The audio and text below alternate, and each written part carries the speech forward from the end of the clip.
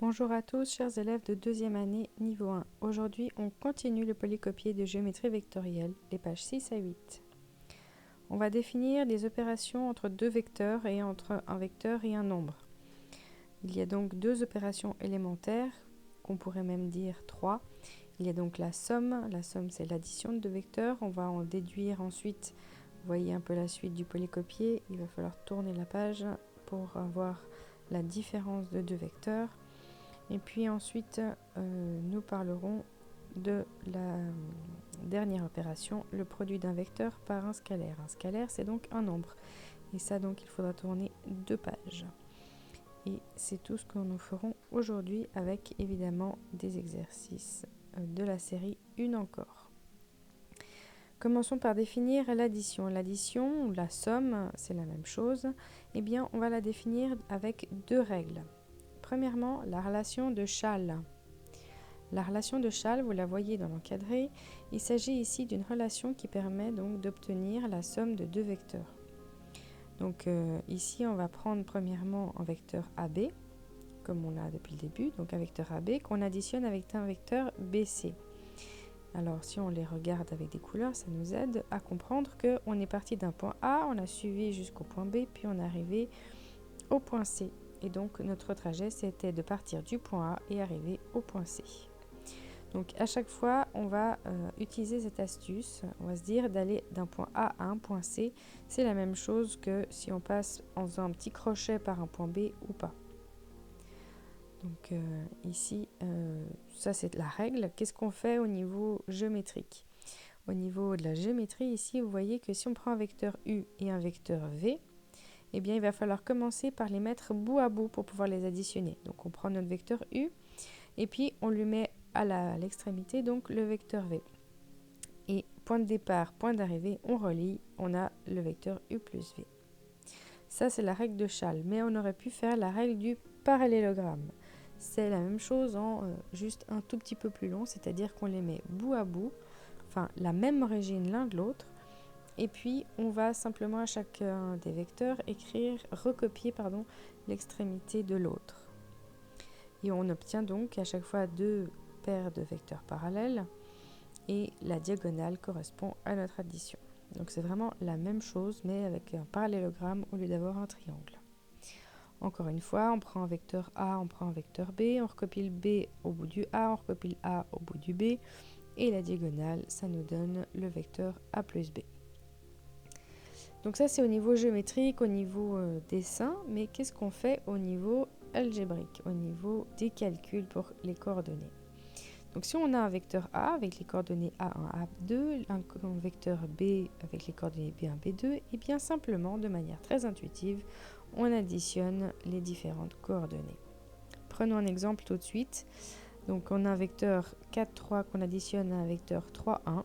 On les voit ici graphiquement et on obtient donc les vecteurs, le vecteur qu'on obtient avec la diagonale, avec la relation de Schall ou avec la règle du parallélogramme, comme vous voulez.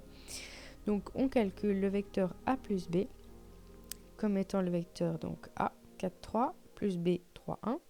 On additionne le 4 et le 3 qui donne 7 et le 3 et 1 qui donne 4. Donc on observe ici que les coordonnées de ce vecteur A plus B, eh bien il est ici avec les coordonnées 7 et 4. Donc ici on va regarder les prochaines règles. Donc aller de A à B, B à C et de C à D, eh bien ça revient au même que de faire le trajet de A à D. Mais on pourrait donc faire un autre trajet. On pourrait partir de BC après avoir additionné AB et CD. Donc c'est l'autre dessin ici. Donc on va prendre AB, puis CD. CD, on va le mettre au bout de AB. Donc il faut une petite translation. On obtient donc après ce trajet, le trajet de A jusqu'au point ici, là. Et ensuite, on additionne donc BC et on doit le translater de nouveau. Et on voit qu'on est parti donc d'un vecteur, on l'a translaté et on est quand même arrivé au point D à la fin. Donc l'important, peu importe dans quel sens on va additionner nos vecteurs, c'est simplement qu'il va falloir le faire dans l'ordre qu'on veut. Mais on va quand même partir d'un même point de départ et on arrivera toujours au même point à l'arrivée. Donc ça, c'est la règle. La soustraction, elle est toute simple. La soustraction, c'est simplement qu'on va additionner un vecteur opposé. Donc un vecteur opposé, c'est-à-dire que quand on avait notre vecteur u, au lieu de faire moins v, on va faire plus moins v. Donc où est-ce qu'il est u, où est-ce qu'il est v? Eh bien on va prendre moins v. Moins v, ça veut dire quoi? Ça veut dire qu'on va prendre notre vecteur, puis on va le retourner. Donc il ne va pas changer de direction ou de taille, mais il va changer de sens. Et alors là, on les a bout à bout, c'est la règle du parallélogramme, on additionne, on a la diagonale et on a donc notre différence. Dernière notion nouvelle ici, c'est donc la multiplication d'un vecteur par un scalaire. Un scalaire, qu'est-ce que c'est? Eh bien, le scalaire, c'est donc un nombre. Donc un nombre réel. Est-ce que vous avez besoin d'un exemple? Prenons par exemple 1, moins 4, 12, 4 disons.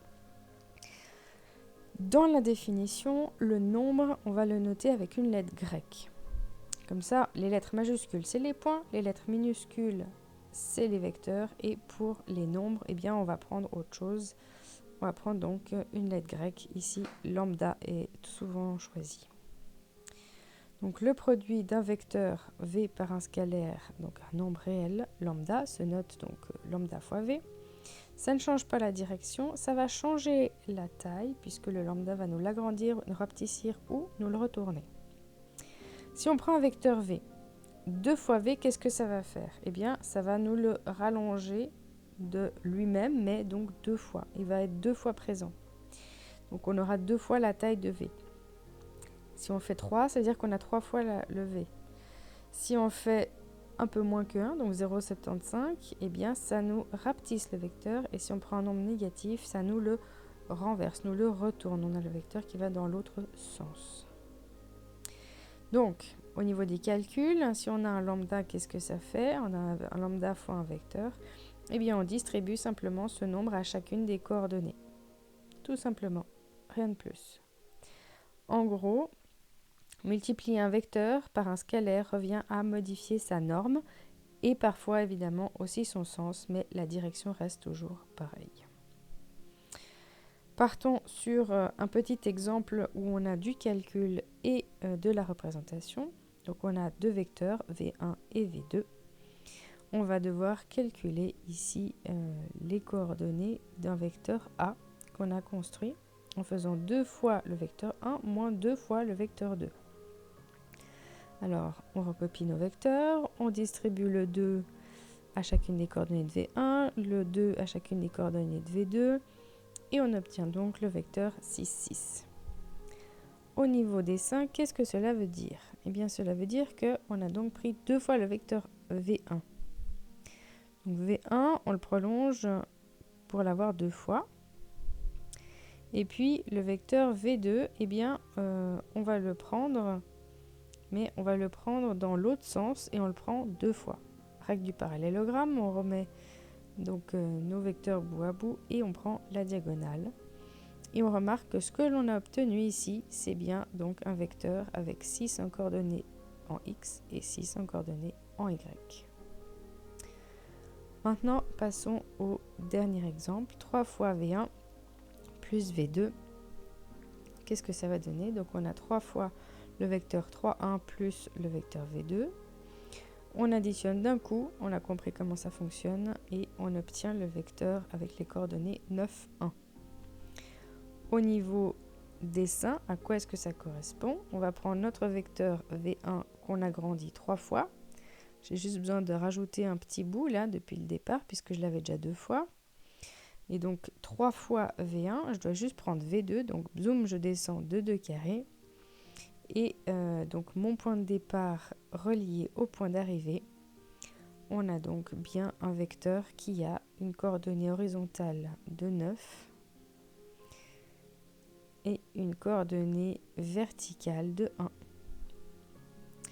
C'est parti pour les exercices. Alors on va en faire quelques-uns, mais pas beaucoup, histoire que vous n'ayez pas tout qui soit fait devant vos yeux, mais que vous ayez le temps de réfléchir par vous-même. Donc, on a ici un vecteur AE et on additionne le vecteur EF. Donc, on dessine et qu'est-ce qu'on a? On est parti de A, on est arrivé à D. On a donc ici le vecteur qui s'appellera donc X. C'est tout. Donc, on a le vecteur ici qui correspond au vecteur AD, tout simplement.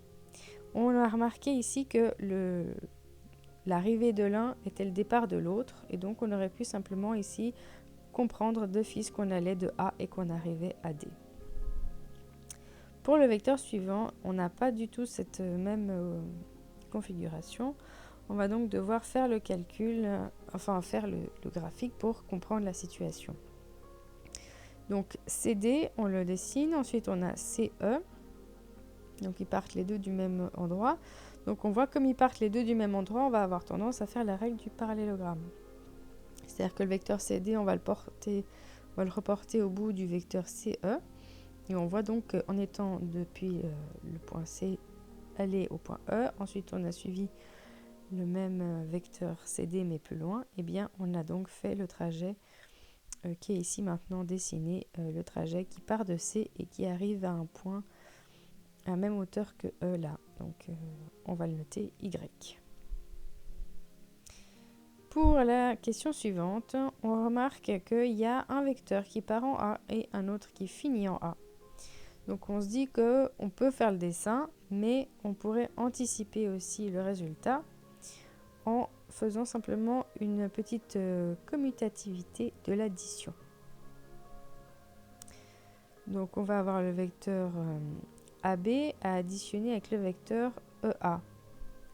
Donc on voit que bout à bout, eh bien, ça revient au même que de faire le vecteur EA plus le vecteur AB. Et comme la règle d'avant, quand on a le même vecteur à la fin et à l'arrivée, en fait, eh bien, c'est comme si on suivait tout un trajet de E jusqu'à B. Dernier cas où nous avons un vecteur AB plus DC, donc rien en commun. Il faudra donc dessiner nos deux vecteurs, les mettre bout à bout et on pourra donc avoir le vecteur qui est la résultante, comme on dit en physique. Donc ça c'était facile avec un quadrillage des vecteurs qui était donc bien dessiné sur un quadrillage. Vous avez d'autres types d'exercices où on peut réfléchir sur des situations comme vous voyez un hexagone ou d'autres formes. Et je vous propose de regarder encore l'exercice 7 ici où vous avez deux vecteurs qui sont complètement voilà, dans un plan mais on n'a pas du tout fait de quadrillage. Donc 2A, qu'est-ce que ça veut dire? Ça veut dire qu'on a deux fois le vecteur A, quoi. Donc on l'a agrandi, on l'a doublé.